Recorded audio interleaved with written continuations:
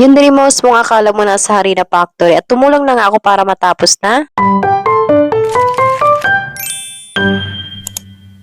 Hi mga kabashing! So, share ko lamang sa inyo ang aming Dreamhouse na pansamantalang nasa Harina Factory.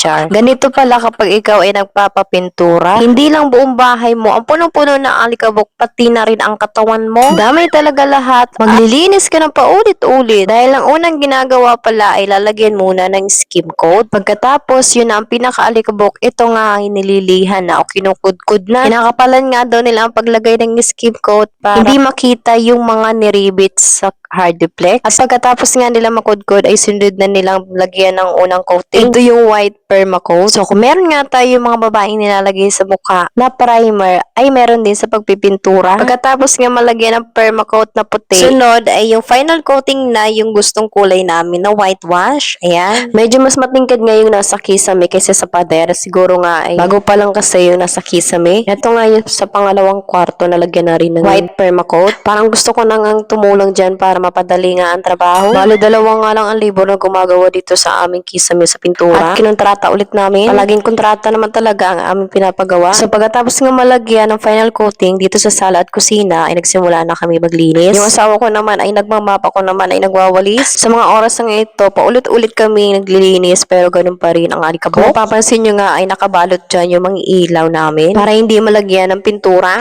o madumihan. At kung makikita nyo rin nga ay wala pang pintura dyan ang mga kornesa ng paligid. Pero kulay puti ang ipipintura dyan sa mga kornesa. Normal lang kaya mga kabashing na nadudumihan ang pader kapag nagpipintura sa kisame? Dahil kung mapapansin nyo nga, puro puti na yung aming pader. Mukhang malaki magiging problema ito.